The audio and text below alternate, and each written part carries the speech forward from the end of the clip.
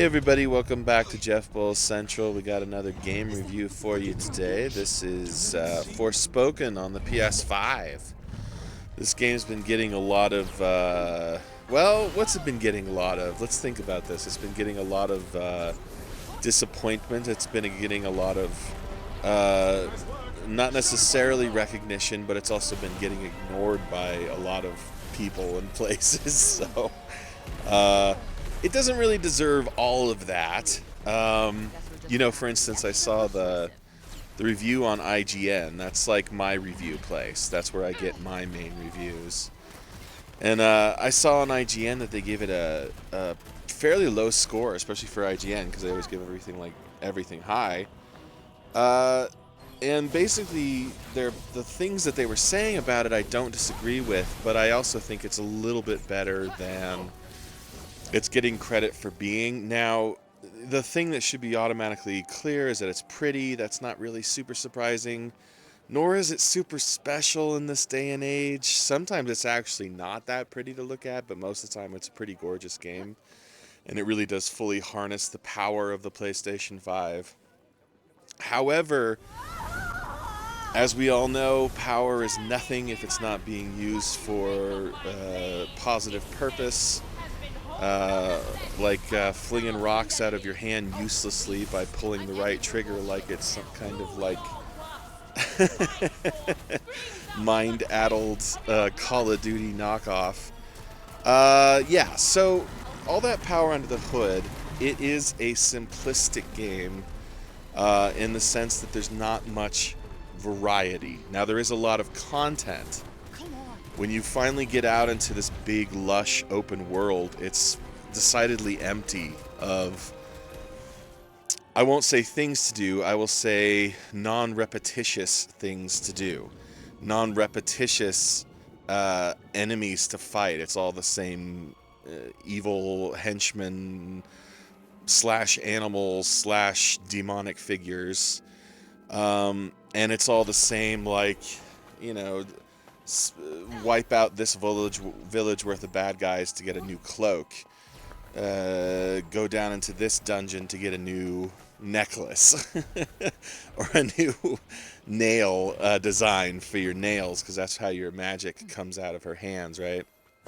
And the other thing that really is lame about it, like I was kind of alluding to a minute ago, is the combat's kind of not that fun. It's actually kind of like...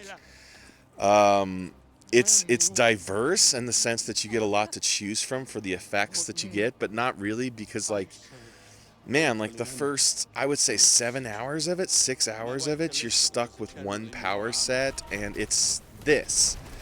It's shooting these little rock pellet things out of her hand, and it actually kind of hurts your arm after a while, because the PS5...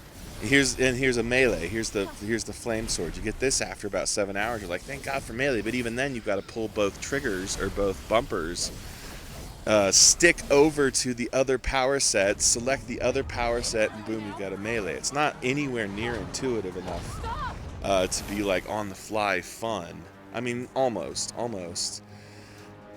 But yeah, man, like, because the triggers on the PS5 are adaptive, so they stiffen against your finger, and they make it harder to pull the trigger. And in this thing, it's like blam, blam, blam, blam, blam, blam, blam, blam, blam, blam, blam, blam, blam, blam, move, blam, blam, blam. That's the other thing about it.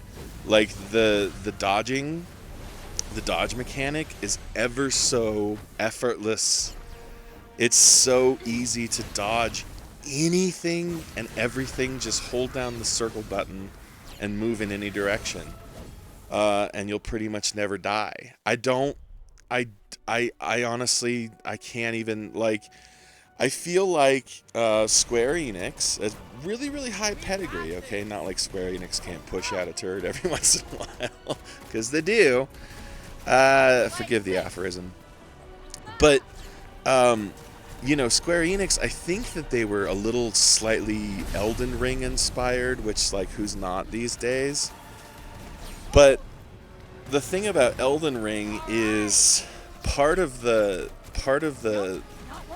appeal and the design, the essential basic makeup of that game is difficulty. And this game wants to be difficult, but is not difficult. And I think that it's kind of wanting to be built into the fabric of the game, but it's not.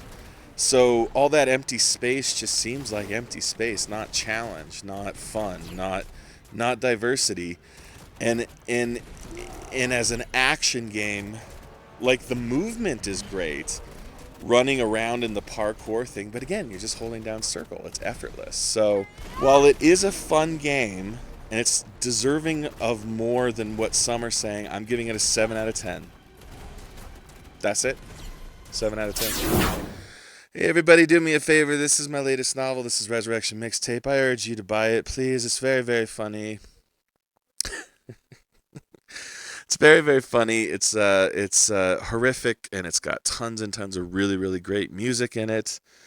It took me a long time to write. I tell you what. Oh man, I wouldn't buy it. Not after this ad. Whew. Well, but the good thing about it is you could read it and then give it to a friend. It could be a gift. That's one thing.